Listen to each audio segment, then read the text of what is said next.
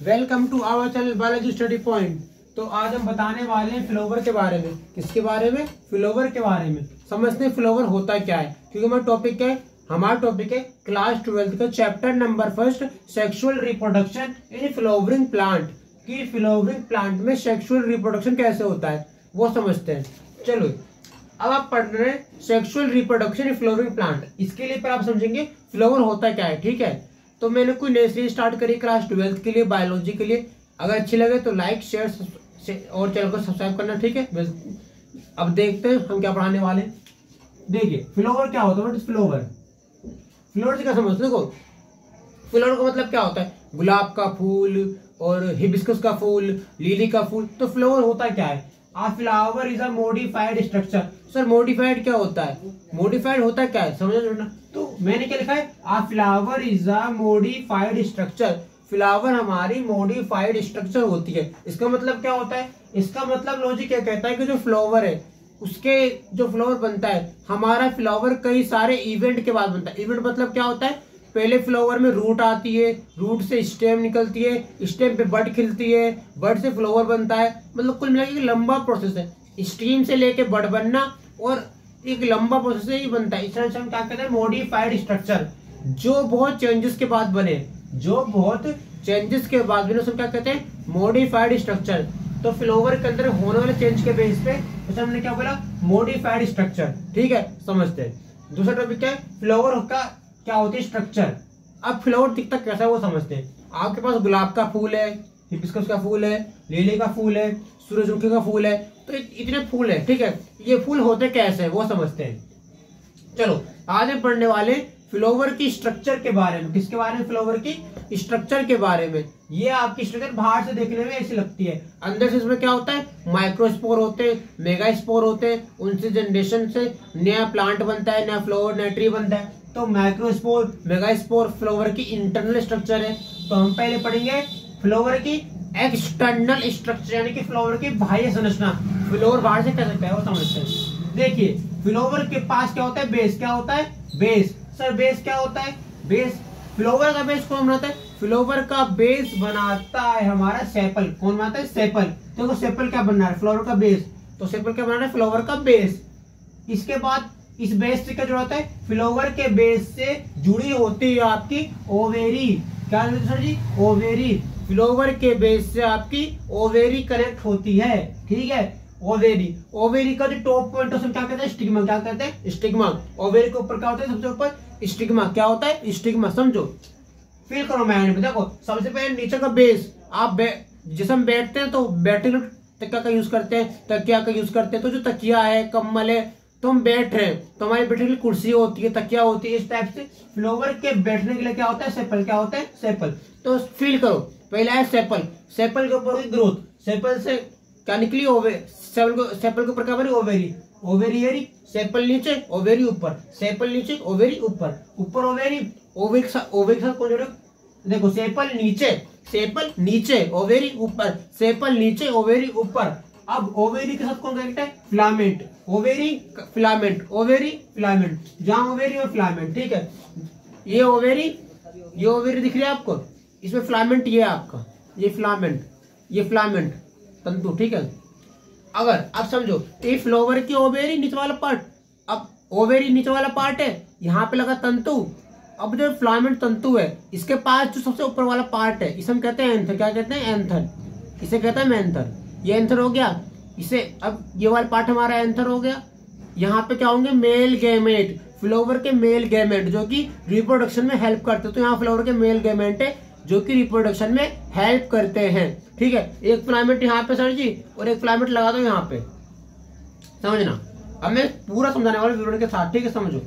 एक फिलामेंट लगा यहाँ पे, एक फिलामेंट लगा यहाँ पे, एक फिलामेंट लगा यहाँ पे। तो इन दोनों फिलामेंट जो ऊपर वाला भाग है, जो ऊपर वाला भाग, इसे कहते हैं क्या? एंथर। क्या कहते हैं? एंथर। इसे क्या कहते हैं? एंथर। ठीक है, और ये जो पार्ट है, जो ये डंडी है, क्या कहते हैं? फिलामेंट। डंडी फिलामेंट, ऊपर वाला भाग एंथर, जहाँ पे क्या है? मेल गैमेट जो कि फ्लावर के रिप्रोडक्शन में हेल्प करेंगे। फ्लावर के रिप्रोडक्शन में, यानी कि ये देखो, ये डंडी मतलब फिलामेंट, ऊपर क्या आएंगे? Male gamete, anther. ठीक है, तो यही बात है। फ्लोवर, फ्लोवर के नीचे सेपल, सेपल से ओवेरी, ओवेरी से फिलामेंट, फिलामेंट पे एंथर, एंथर किस पे सबसे ऊपर स्टिग्मा, इसके बाद स्टिग्मा के बाद मेन चीज है आपका स्टाइल, जो कि इसकी ट्यूब बनाएगी। क्या बनाएगी? ट्यूब। कैसे? सपोज करो मैंने आपसे ये बोला कि ये आपका जहां पे ओवेरी बनी या ओवेरी के बीच वाला पार्ट है, तो ओवेरी के बीच वाले पार्ट में जो लाइन, जो ओवेरी है उस ओवेरी के बीच वाले पार्ट में जो ये लेयर है, जो कि दो लेयर है, इन्हें क्या कहते हैं? स्टाइल। क्या कहते हैं? स्टाइल।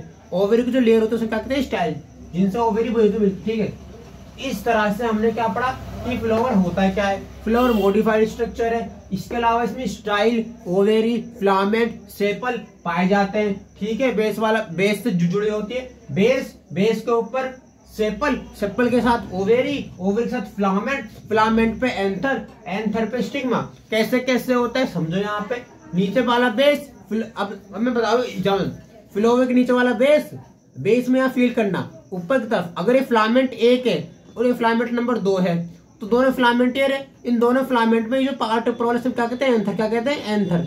फ्लावर के ऊपर पार्ट क्या है? एंथर। एंथर ये रहा। अब जो एंथर है, एंथर जुड़ा किससे? फिलामेंट से। एंथर फिलामेंट क्या होगा? फिलामेंट वाला पार्ट, डंडी, इसकी डंडी जो है फिलामेंट है, डंडी फिलामेंट, डंडी के ऊपर एंथर, मेल गैमेट, डंडी फिलामेंट, डंडी के ऊपर मेल गैमेट, एंथर। ठीक है, इस तरह से हम पढ़ रहे हैं। और जो लेयर है इसकी, जो ओवरी से तो लेयर करते तो इन्हें कहते हैं स्टाइल। ठीक है,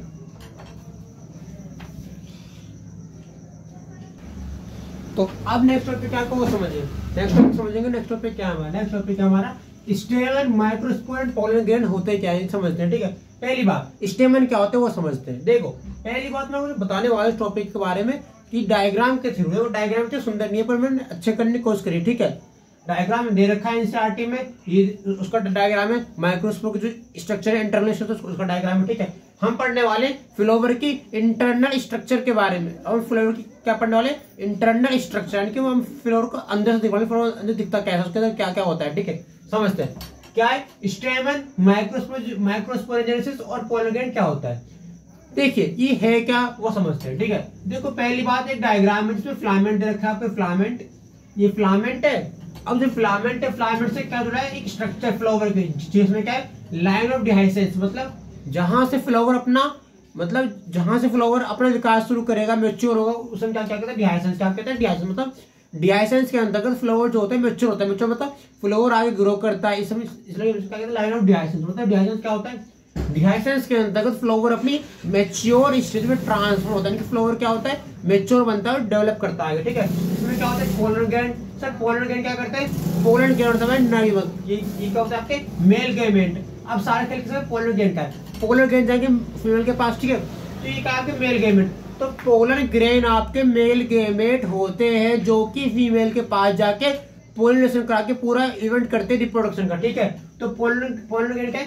पोलन ग्रेन हमारे मेल गेमेट हैं जो कि रिप्रोडक्शन के दौरान फ्लावर के अंदर चेंजेस करने में हेल्प करते हैं। इसके अलावा इसमें लाइन ऑफ डिहाइसेंस है, पोलन शेक है, शेक मतलब बैग, शेक मतलब बैग, पोलन मतलब पोलन ग्रेन, जिसके अंदर पोलन ग्रेन पैक होके रहते, उसमें क्या कहते हैं? Pollen shake. क्योंकि पोलन जो होता है छोटे छोटे बड़े कोमल कोमल होते हैं, तो इतने कोमल कोमल पतले पतले पोलन ग्रेन को क्या मिलता है? Pollen shake. क्या मिलता है? पोलन शेक, जिस शेक के अंदर हम रखते हैं, मतलब बैग, हमारे बैग के अंदर कॉपी किताबें होती है, इस टाइप से पोलन शेक के अंदर बहुत सारे पोलन ग्रेन होते हैं जो कि मैच्योर होने के बाद डेवलप होते और आगे जाके नए प्लांट को जन्म देते हैं। ठीक है, इसके अलावा अगर हम बात करें तो अंदर घुसो, अंदर का दिखता है आपको एक स्ट्रक्चर है जिसे टेट्राड यानी कि माइक्रोस्पोरोजेनेसिस के लिए स्ट्रक्चर, जिसमें एक 3 लेयर है, आउटर लेयर, इनर लेयर। तो आउटर जो लेयर है उसमें क्या कहते हैं? Outer tapetum. क्या कहते हैं? Outer tapetum.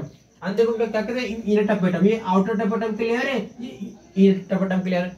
अब टपेटम क्या होती है? टपेटम आपकी ऐसी कोशिकाएं होती हैं जो कि ग्रो करके मेगास्पोरे, माइक्रोस्पोरोजेल्स को आगे बढ़ते हैं। ये क्या कहते हैं? टपेटम हमारी ऐसी कोशिकाएं होती हैं जो कि आगे चल के रिप्रोडक्शन करती है और अपनी संख्या बढ़ा के क्या करती है? माइक्रोस्पोरोजेनेसिस की प्रक्रिया करती है। ठीक है, आप समझते हैं इसमें हो सके। एपिडर्मिस क्या होता है? आउटर लेयर, एपी मतलब ऊपर, एपी मतलब ऊपर, फ्लावर के ऊपर कहते हैं लेयर, एपी मतलब ऊपर, एपी ऊपर, डर्मिस लेयर, फ्लावर के ऊपर को हम क्या कहते हैं? एपिडर्मिस। ठीक है, अंदर क्या होता है? कनेक्टिव, यानी कि जो कनेक्टिव वाला पार्ट है जोड़ने का काम करता है। ठीक है, हाइपोडर्मिक कोशिका। इस तरह माइक्रोस्पोर के फॉर्मेशन को माइक्रोस्पोरोजेनेसिस कहते हैं। माइक्रोस्पोर के फॉर्मेशन को माइक्रोस्पोरोजेनेसिस कहते हैं। ठीक है, तो आज के लिए इतना, कल मिलते हैं नेक्स्ट वीडियो में मेगास्पोरोजेनेसिस को लेकर, पॉलिनेशन को लेकर कई इवेंट लेकर। ठीक है, thank you for watching this video.